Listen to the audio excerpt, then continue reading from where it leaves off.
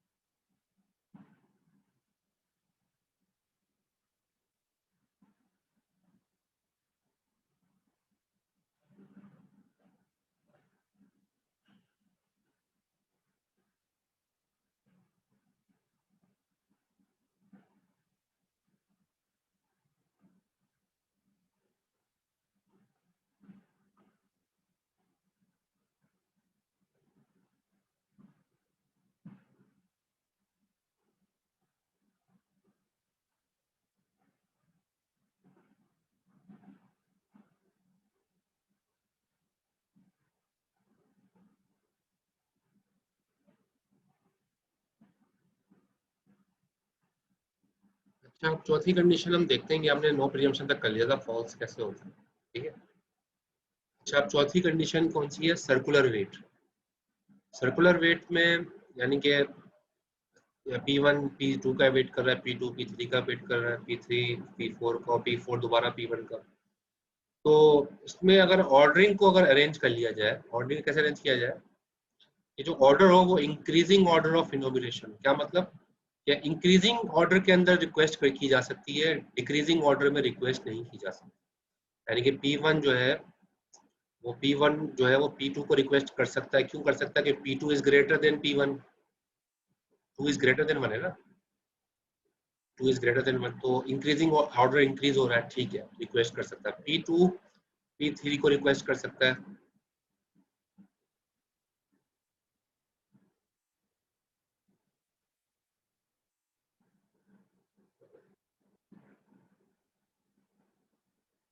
P2 जो है वो P3 को रिक्वेस्ट कर सकता है। अच्छा, कोई वेटिंग में तो नहीं है। P2 P3 को रिक्वेस्ट कर सकता है। P3 जो है वो P4 को कर सकता है, क्योंकि सब ये P4 ग्रेटर है P3 से, 4 ज्यादा है 3 से। इंक्रीजिंग ऑर्डर, ठीक है, इंक्रीजिंग ऑर्डर में कर सकता है। लेकिन अगर P4 अगर रिक्वेस्ट करे P1 को, तो ये नहीं होगा। क्यों नहीं होगा? ये नहीं होगा क्यों? क्योंकि अब नंबर कम हो गया ना, डिक्रीजिंग ऑर्डर हो गया, 4 से 1 तो डिक्रीजिंग ऑर्डर हो गया। और करना कैसे है? इंक्रीजिंग ऑर्डर में। तो यानी कि हर प्रोसेस दूसरे प्रोसेस को रिक्वेस्ट करेगा, वो इंक्रीजिंग ऑर्डर में करेगा, डिक्रीजिंग ऑर्डर में नहीं करेगा। उससे होगा फायदा ये कि सर्कुलर वेट की कंडीशन कभी भी सर्कुलर वेट होगा ही नहीं, सर्कल कभी भी नहीं बनेगा। सर्कल बनता ही जब है जब आगे वाला प्रोसेस पीछे वाले प्रोसेस को रिक्वेस्ट भेजता है। जब ऐसा होगा ही नहीं कभी, तो जो है वो सर्कुलर वेट की कंडीशन ट्रू नहीं होगी। तो ये कंडीशन को फॉल्स करने का तरीका ये है। क्लियर हो गया? सर ये एक दफा बता दें, लास्ट में आपने क्या बताया क्रॉस वाला P1 का? तो यहाँ पर लिखा हुआ है इंक्रीजिंग ऑर्डर ऑफ इनोमिनेशन, यानी कि जो रिक्वेस्ट की जाएगी वो इंक्रीजिंग ऑर्डर के अंदर की जाएगी। क्या मतलब? P1 से P2 फिर P3 फिर हाँ, P1 का नंबर P2 का बड़ा नंबर है ना, P1 रिक्वेस्ट कर सकता है P2 को, P2 रिक्वेस्ट कर सकता है P3 क्योंकि नंबर बढ़ रहा है, P3 रिक्वेस्ट कर सकता है P4 को, लेकिन P4 रिक्वेस्ट नहीं कर सकता P1 को क्योंकि नंबर छोटा हो गया ना। सही सही ओवर सही। से तो 1 मतलब रिक्वेस्ट, क्या सही तो हमेशा लाइन बन अगर, जाएगी लेकिन। हाँ, इंक्रीजिंग ऑर्डर में रिक्वेस्टिंग होगी, डिक्रीजिंग ऑर्डर में नहीं होगी, क्योंकि जब पिछला अगला प्रोसेस पिछले रिक्वेस्ट प्रोसेस को रिक्वेस्ट करेगा जब ही तो सर्किल बनता है, सर्किल बनेगा ही नहीं क्योंकि इंक्रीजिंग ऑर्डर में ही चलता रहेगा। तो ये कंडीशन ट्रू नहीं होगी, फिर ये ट्रू नहीं होगी तो डेडलॉक नहीं बनेगा। ये डेडलॉक प्रिवेंशन की टेक्निक्स हम पढ़ रहे थे, तो मैंने चारों का आपको बता दिया, सर्कुलर वेट का भी हमने पढ़ लिया। उम्मीद है क्लियर हो गया होगा, ये बात आसान सी चीज़ है।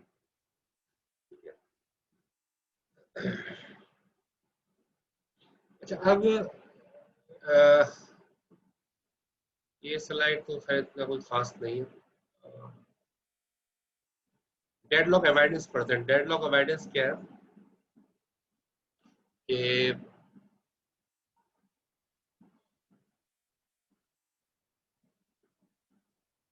अवॉइडेंस का मतलब ये कि सिस्टम को डेडलॉक स्टेट की तरफ आने ना दिया जाए, आने ना दिया जाए। प्रिवेंशन का मतलब ये कि जाहिर है वो रोकेगा, लेकिन ये यहाँ पर ये है कि डेडलॉक की तरफ सिस्टम आपका जाएगा ही नहीं, कभी उस तरह उस डायरेक्शन में जाएगा ही नहीं। तो इसके लिए करना क्या होता है, simplest and useful model requires that each process declare the maximum number of resources of each type that it may need.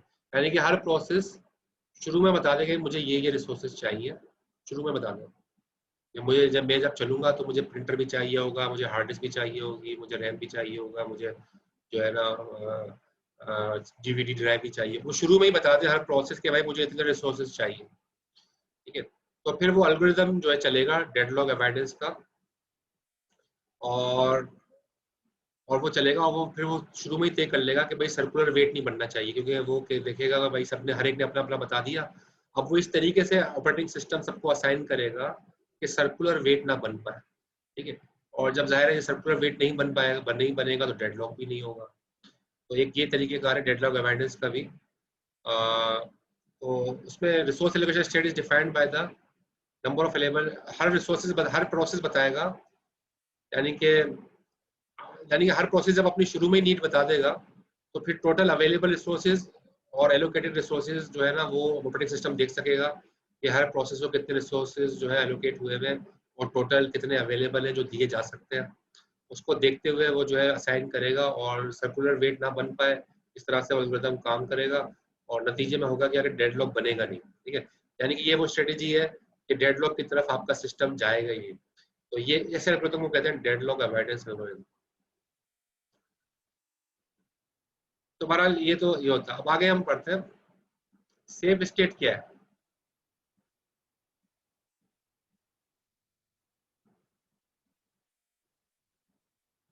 When a process requests an available resource, system must decide if immediate allocation leaves the system in a safe। यानी कि एक resource available है, ठीक है, printer available है, एक resource है R1,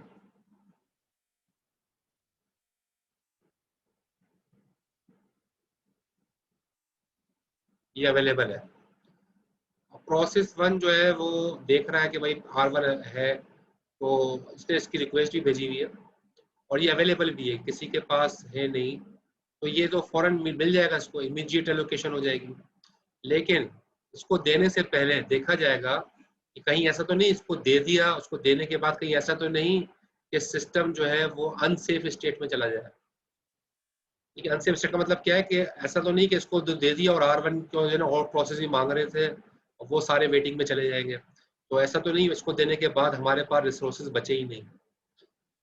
तो इस चीज को देखते हुए इसको दिया जाएगा रिसोर्सेज के, ऐसा तो नहीं है कि सिस्टम अनसेफ स्टेट में चला जाए और एक को हम रिसोर्स दे दें तो पता चले 10 प्रोसेस वो भी वेटिंग में आ गए, ये तो अनसेफ स्टेट हो जाएगी।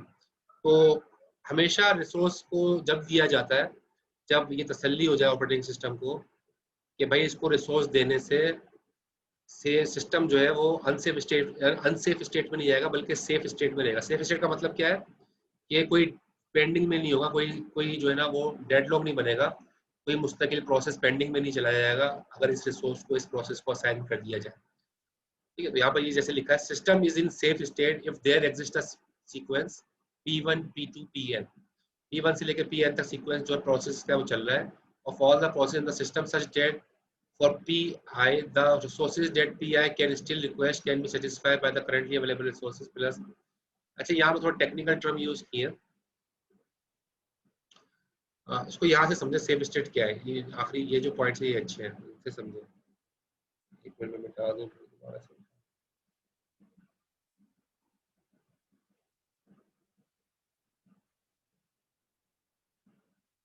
इफ Pi एक प्रोसेस है, ठीक है, Pi एक प्रोसेस है Pi। If Pi resource needs not immediately available, इसने जो रिक्वेस्ट भेजी हुई है वो इस वक्त अवेलेबल नहीं है, then Pi can wait until a Pj have finished Py।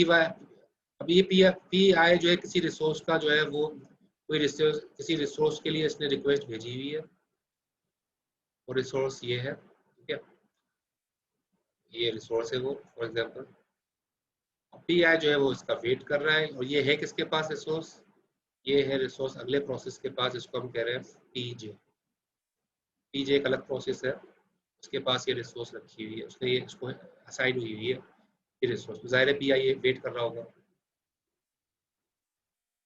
When Pj is finished, Pi can obtain resource, execute, run, allocate। जब Pj फिनिश कर लेगा, जब इसने अपना काम खत्म कर लिया, क्योंकि ये R जो रिसोर्स थी, R1 रिसोर्स थी, वो Pj के पास थी, जब Pj ने अपना काम खत्म कर लिया तो ये उसको रिलीज कर देगा, ठीक है, ये रिलीज कर देगा, R1 अवेलेबल हो गई, ठीक है।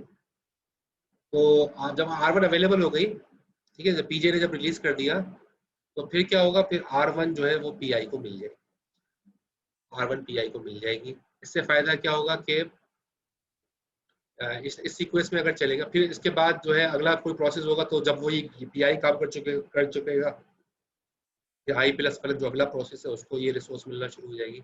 इस तरह एक एक करके ये रिसोर्स जिसको चाहिए सबको मिलेगी, लेकिन इस तरीके से मिलेगी कि सब जो है सबको बारी बारी सबको मौका मिले और ऐसा ना हो कि कहीं पर जाके सिस्टम हैंग हो जाए, ठीक है।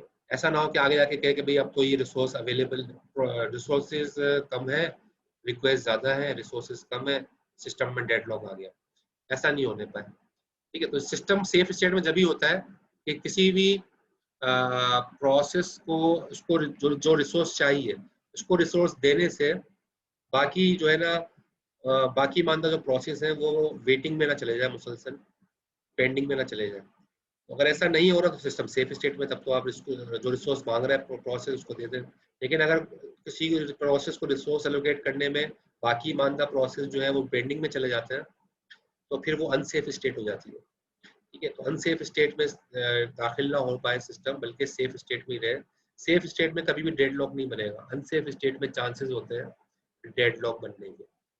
इसको प्रैक्टिकली एग्जांपल के तौर पे भी आगे हम देखेंगे, न्यूमेरिकल्स हैं इसके, तो और क्लियर होगा। If a system is in safe state, अगर सिस्टम सेफ स्टेट में है, सिस्टम अगर सेफ स्टेट में है तो डेडलॉक नहीं होगा। इफ अ सिस्टम इज अगर सिस्टम अनसेफ स्टेट में है तो पॉसिबिलिटी है कि डेडलॉक हो जाए, ठीक है। डेडलॉक हो भी सकता है डेडलॉक ना हो। इसलिए अगर अनसेफ स्टेट में सिस्टम को जाने ना दिया जाए, सेफ में रखा जाए, तो कभी भी डेडलॉक नहीं होगा, ठीक है। तो डेडलॉक अवॉइडेंस की टेक्निक है कि ये बस इस बात को इंश्योर किया जाता है कि सिस्टम जो है वो अनसेफ स्टेट में जाए ही नहीं, सिस्टम अनसेफ स्टेट में जाए नहीं, सिस्टम हमेशा सेफ स्टेट में रहे। क्लियर हो गई ये डिस्कशन? अभी तो खैर अभी एग्जांपल से मजीद क्लियर होगा, ये चीज एग्जांपल से समझ में आएगी। वैसे डिस्कशन के थ्योरेटिकली मैंने आपको यहाँ बता दिया। तो यहाँ देखिए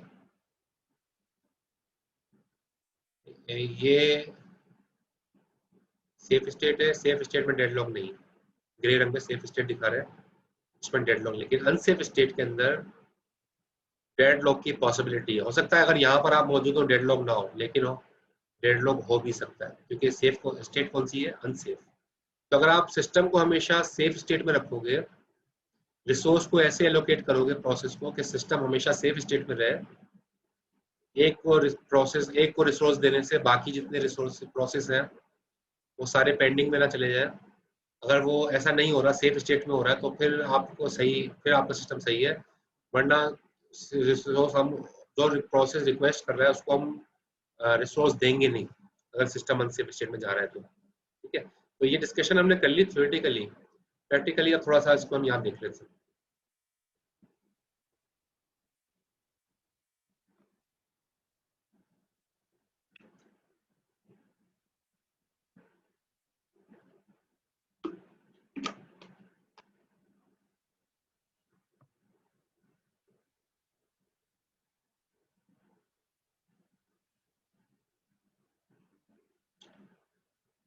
A state is said to be safe if it is not deadlocked.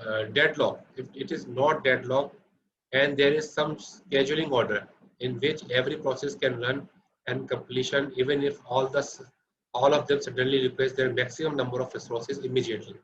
अच्छा, ये अच्छी बात लिखी है मैंने यहाँ जब भी इसको मैंने रखा था इस पॉइंट को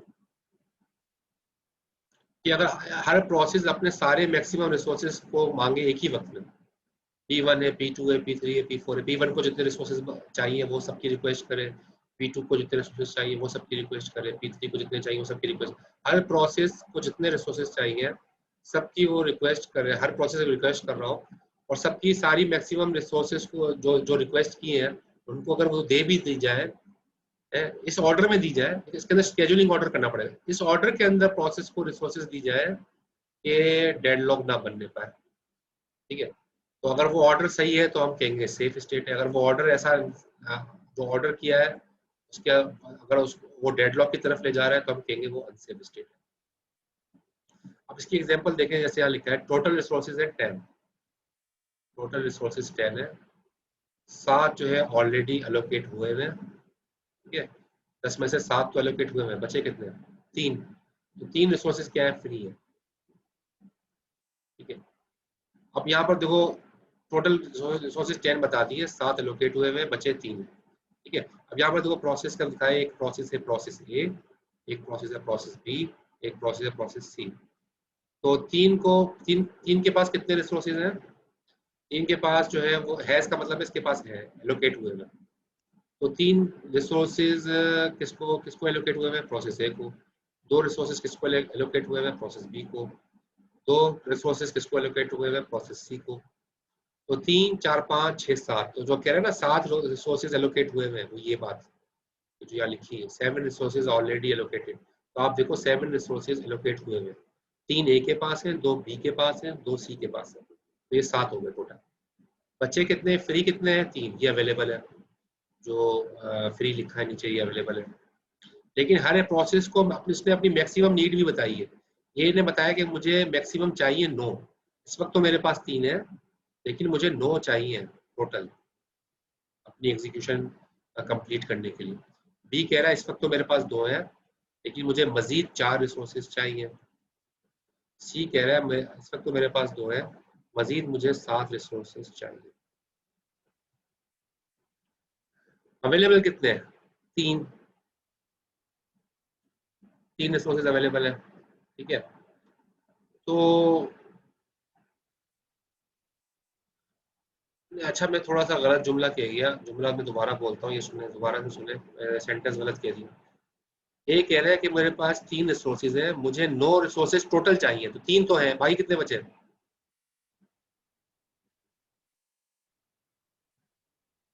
6, बिल्कुल सही बताया, 6। ठीक है, तो बाकी 6 बचे।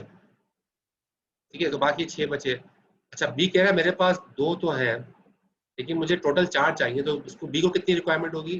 2 की। और सी कह रहा है मेरे पास 2 तो हैं लेकिन टोटल मुझे मैक्सिमम का मतलब है टोटल कितने चाहिए, तो मैक्सिमम मुझे 7 चाहिए, 2 तो हैं, बाकी किसको सी को कितने चाहिए होंगे? 5। ठीक है, सही बताया। तो अब आप देखो ये मैं अगली स्लाइड पे ले जाता हूँ।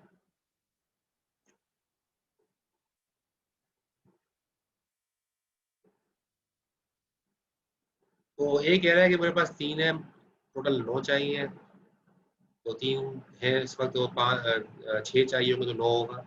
यहाँ 6 की रिक्वायरमेंट है, यहाँ पर 6 मजीद चाहिए, यहाँ पर 2 मजीद चाहिए, और यहाँ पर कितने मजीद चाहिए? 2 है और 7 तक चाहिए तो 5, तो 7 हो जाएंगे। तो ये अब आप बताओ इसमें से अवेलेबल कितनी है? फ्री कितनी है? 3, तो आप बताओ इनमें से कौन से प्रोसेस को रिसोर्स दी जाएंगी, ए को, बी को या सी को? ए को 6 चाहिए, बी को 2 चाहिए, सी को 5 चाहिए, फ्री 3 है, किसको दी जाएंगी रिसोर्स? ए को, बी को, सी को? बी सही जवाब दिया बिल्कुल बिलाल ने, और हमजा ने भी सही बताया बी। ठीक है, बी को दी जाएगी, क्योंकि बी को 2 चाहिए और 3 अवेलेबल है, तो इसका मतलब है 3 में से 2 को दी जा सकती है ना। ये 6 को तो देना बेकार है, क्योंकि उसको तो मजीद फिर 3 चाहिए होंगी, वो कहाँ से देंगे? 5 को भी देना बेकार है, उसको फिर मजीद 2 चाहिए होंगी, वो कहाँ से देंगे? क्योंकि यहाँ तो खत्म हो जाएंगी।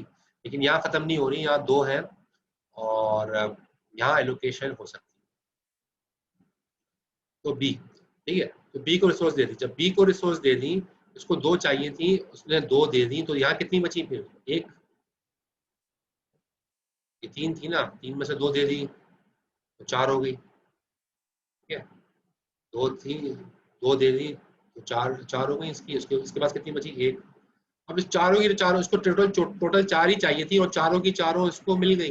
जब चारों की चारों मिल गई तो फिर क्या होगा, ये बी अपना काम कर लेगा। अब इसके पास अपना काम करके सारी रिसोर्सेज को रिलीज कर देगा। अब तो कोई भी इसको नहीं चाहिए, क्योंकि इसने अपना काम फिनिश कर लिया। 4 चाहिए थी, 4 मिल गई। 4 मिलने के बाद ये अपना काम खत्म कर देगा, 0। और अब जो रिसोर्सेज, ये काम खत्म करने के बाद अपनी रिसोर्सेज जितनी भी थी सब रिलीज कर देगा, 4 की 4 रिलीज कर देगा। रिलीज कर देगा तो वो पहले वाले के साथ ऐड हो जाएगी। पहले 1 थी, 1 में ये 4 रिलीज काम करके 4 रिलीज कर देगा, तो 4 इस 1 के साथ ऐड होगी, कितनी बन जाएंगी? 5। टोटल रिसोर्सेज अब 5 हो गई फ्री। और बी आपकी जो है समझो लिस्ट से निकल चुका है। ठीक है, बी लिस्ट से निकल चुका है। अब बचा कौन है? ए और सी। फ्री कितनी है? 5। ए को कितनी चाहिए? 6, क्योंकि 3 अवेलेबल है, 3 उसके पास है, और 9 उसको मैक्सिमम चाहिए, तो उसका मतलब 6 की रिक्वायरमेंट है। और सी को कितनी चाहिए? 2 इसके पास है और उसको 7 की रिक्वायरमेंट है, तो 5। ठीक है, तो लिखा किसी ने? हाँ लिख दिया, मोहम्मद हमजा ने सही लिखा। सी को जो है ना, सी जो है उसको रिसोर्स दी जाएगी, क्योंकि 6 की रिक्वायरमेंट पूरी नहीं होगी 5 से, लेकिन सी को 5 चाहिए, 5 की रिक्वायरमेंट पूरी हो जाएगी 5 से। ये फ्री हमारे पास 5 है, तो सी सही ऑप्शन है। तो सी को रिसोर्स दे दी जाएंगी, 5 रिसोर्सेज सी को दे दी जाएंगी। तो रिसोर्सेज जो है अवेलेबल 0 हो गई, क्योंकि पांचों की पांचों किसको दे दी गई? सी को। सी की कितनी थी? 2। 2 में 5 ऐड करके 7 बन गई, और 7 ही इसको चाहिए थी, 7 की 7 उसकी अवेलेबल हो गई। इसने काम अपना पूरा किया। पूरा करने के बाद इसने सातों की सातों रिसोर्सेज को रिलीज कर दिया। ठीक है, काम कंप्लीट कर लिया इसने, रिसोर्सेज को रिलीज कर दिया। जब रिसोर्सेज रिलीज हो गई तो अब फ्री कितनी हो गई? 7। अब हमारे पास जाहिर है बी भी खत्म हो चुकी है, सी भी खत्म हो चुकी है। अब बचा कौन है? ए। और ए को कितनी चाहिए? 6। 3 इसको एलोकेट हुई है, 9 तक चाहिए, तो 6 इसको चाहिए रिसोर्सेज। और अवेलेबल कितनी है हमारे पास? फ्री में 7। तो यहाँ 7 जो है इसमें हम ए की रिक्वायरमेंट पूरी कर सकते हैं। तो 7 की 7 रिसोर्सेज ए को दे दी, तो 3 थी, इसके पास मिल जाएंगी 9, क्योंकि इसको 6 रिसोर्सेज दे दी गई। ठीक है, 7 रिसोर्सेज में से 6 देंगे, क्योंकि इसको 6 चाहिए ना, तो 6 दे देंगे। एक बची हुई है, एक बची हुई है, बाकी 6 उसको मिल गई। और ये 6 जब मुकम्मल हो जाएंगी, ये अपना काम फिनिश करेगा, और फिनिश करके 9 वापस कर देगा। तो 9 एक के साथ जमा होकर दोबारा से बन जाएगा 10। रिसोर्सेज वापस आ जाएंगे 10 की 10 जो थी हमारी। और ये जो ऑर्डर है, सीक्वेंस है, इस सीक्वेंस से अगर चलेगा तो इसको हम कहेंगे ये सेफ स्टेट है। ये सारी की सारी सेफ स्टेट है। ठीक है, क्या मतलब कि पहले बी को चला, पहले बी काम कंप्लीट करे, शुरू में बी किया ना, पहले बी काम कंप्लीट करे, फिर उसके बाद जो है वो सी काम कंप्लीट करे, उसके बाद फिर ए काम करे, बी सी ए, बी सी ए। ठीक है, तो ये जो अगर अगर एग्जीक्यूशन ऐसे हो कि पहले बी को चलाया जाए, फिर सी को चलाया जाए, फिर प्रोसेस ए को चलाया जाए, अगर प्रोसेस की एग्जीक्यूशन इस सीक्वेंस में होगी तो हम कहेंगे दीज आर सेफ स्टेट्स, इसमें डेडलॉक नहीं होगा, और जिसने जो रिक्वायरमेंट्स मांगी हैं सबको मिल जाएंगी। क्लियर है?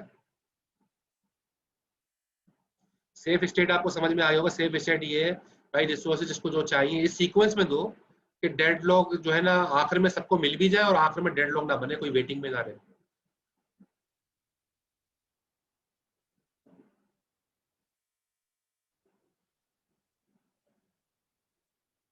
लेकिन देखो ऐसा भी हो सकता है, यहाँ पर आके बताया, देखो ये अनसेफ स्टेट दिखाया, अनसेफ स्टेट कैसे दिखाया है? शुरू में तो रिसोर्सेज यहाँ जहाँ भी फ्री थी कि 3, यहाँ भी फ्री थी, बस में एक काम किया गया, वो काम क्या किया गया वो देखिए। तो अनसेफ स्टेट आपको यहाँ पर समझ में आएगा कि इसमें इस स्लाइड में उस स्लाइड में क्या फर्क है। कि इसने कहा है कि फॉर एग्जांपल एक रिसोर्स जो है ना, यानी कि ए के पास 3 थी, बी के पास 2 थी, सी के पास 2 थी, यही ऑर्डर था पहले। लेकिन उसने कहा फॉर एग्जांपल यूं समझ लो, ए के पास 3 नहीं थी, ए के पास फॉर एग्जांपल 4 थी, यानी कि एक रिसोर्स ज्यादा थी। शुरू में ए के पास बजाय 3 के 4 रिसोर्सेज थी, ठीक है। तो बजाय 3 के अगर 4 रिसोर्सेज हैं तो अब ऑर्डर क्या होगा? ए के पास 4 है, बी के पास 2 है, सी के पास 2 है, और फ्री कितनी होंगी फिर? 2, क्योंकि जाहिर है एक 3 थी ना, वो तो एक उसको दे दी गई, और शुरू का पहली कंडीशन अब ये हो गई, ए के पास 4, बी के पास 2, सी के पास 2, और फ्री कितनी है? 2। अब आप बताओ ए को कितनी चाहिए? ए को कितनी चाहिए? 5, ठीक है। ये 9 मैक्सिमम है, बिलीव ही 4 है, 4 5 6 7 8 9, 5। ए को कितनी चाहिए? 5, 5 मजीद चाहिए, मतलब 5 चाहिए तो 9 तक पहुंच जाएगा। बी को कितनी चाहिए? 2, 2 चलेंगे तो 4 की, जो इसकी मैक्सिमम रिक्वायरमेंट 4 की है, लेकिन इसके पास 2 है, तो 2 चलेंगे तो 4 की रिक्वायरमेंट पूरी हो जाएगी। सी को कितनी चाहिए? सी को भी, सी को जो है ना वो 2 इसके पास है, उसको 5 मजीद चाहिए, उसको 5 मजीद चाहिए, तो 7 की रिक्वायरमेंट पूरी हो जाएगी। अब इसमें ज़ाहिर है 2 की रिक्वायरमेंट पूरी कर सकते हैं, क्योंकि फ्री 2 है, और इसको भी 2 चाहिए, यहाँ पर लिखा हुआ है 2 तो इसके पास है, और 2 मजीद चाहिए, और 2 हम यहाँ से दे सकते हैं, तो 2 हम इसको यहाँ से दे देंगे, इसको चारों की चारों मिल जाएंगी, इसको चारों की चारों मिल गई, ठीक है। 4 ही चाहिए थी, चारों की चारों मिल गई। चारों की चारों मिलने के बाद ये चारों रिलीज कर देगा, चारों रिलीज कर देगा, ये चारों रिलीज हो गई, तो फ्री में कितनी आ गई? 4। ये इसका काम खत्म हो गया, ठीक है। ये तो उसने अपना काम खत्म कर लिया। अब हमारे पास बैलेंस में ए और सी है, यानी कि ए और सी बाकी अभी चलना बाकी है। ए को कितनी चाहिए? 5। बी को, सी को कितनी चाहिए? 5, और अवेलेबल कितनी है? 4। तो जो अवेलेबल है उनसे ना एक ही ए को चलाया जा सकता है, एक ही ए को भी रिसोर्स नहीं दी जा सकती, क्योंकि उसको 5 चाहिए, इसके पास 4 है। सी को भी नहीं दी जा सकती, इसके पास, उसको 5 चाहिए, इसके पास 4 है। तो ये जो स्टेट है ये अनसेफ स्टेट है, ये आपने, ये अनसेफ स्टेट है, क्योंकि इससे डेडलॉक बन रहा है, यहाँ डेडलॉक बन गया है, ये देखो डेडलॉक बन गया है, रिसोर्सेज इतनी है ही नहीं जितनी इनको चाहिए, तो सिस्टम कभी इस डेडलॉक से निकलेगा नहीं, क्योंकि रिक्वायरमेंट ज़्यादा है और अवेलेबल कम है। बात समझ में आ गई? अनसेफ स्टेट समझ में आ गया?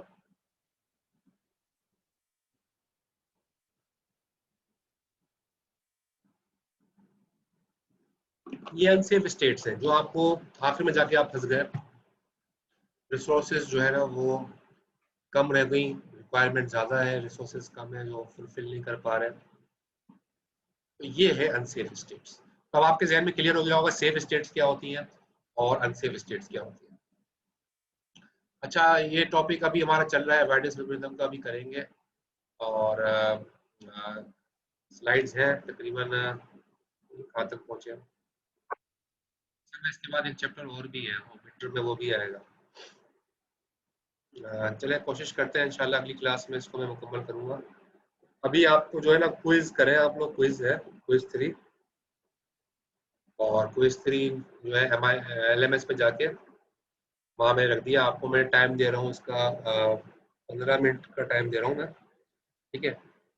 तो 15 यानी कि 3:30 बजे स्टार्ट होगा, अभी तो 3:26 हो रहा है, 3:30 बजे क्विज का टाइम स्टार्ट हो रहा है, और लेकिन मैं पहले इंशाल्लाह इसको ऑन कर दूंगा 3 से पहले।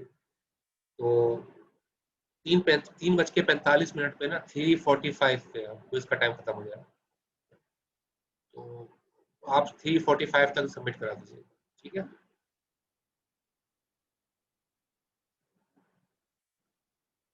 सर क्विज कौन से चैप्टर का है? स्केजुलिंग से है ना, पिछली क्लास में बताया था मैंने, स्केजुलिंग में मैंने फेसबुक पे भी अपडेट कर दिया था कि क्विज होगा स्केजुलिंग से, क्विज 3 है आपका। तो आप लोग जाइए LMS पे, वहां पर आपको मिल जाएगा, 1 मिनट के बाद शुरू हो रहा है क्विज। मौजम की कह रहे अटेंडेंस लगा दें, मौजम की अटेंडेंस, मौजम मौसम, चलो तुम तो पहले सेशन में भी नहीं थे, दूसरे सेशन में भी आखिर में आए हो। ऐसे तो सही नहीं है ना बेटा, ये पूरा सेशन निकाल के एंड में आके आप कह रहे हैं अटेंडेंस लगा। पहले में ही आप आ जाते तो चलो, दूसरे में लेट आ गए, पहले में भी आना चाहिए था। आप पहले में भी नहीं आए, दूसरे में भी बिल्कुल एंड में आए।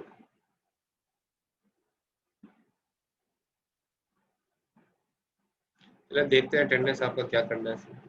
अब आप जो है ना वो जाइए, आगा लारोश भी आ रहे हैं। ये क्विज स्टार्ट हो रहा है, क्विज स्टार्ट हो रहा है 3:45, क्विज स्टार्ट हो रहा है 3:45 पे। जो है ना क्विज का टाइम खत्म होगा।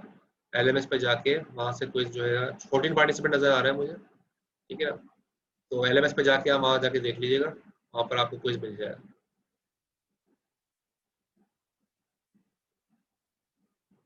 3:30 बजे स्टार्ट हो रहा है क्विज।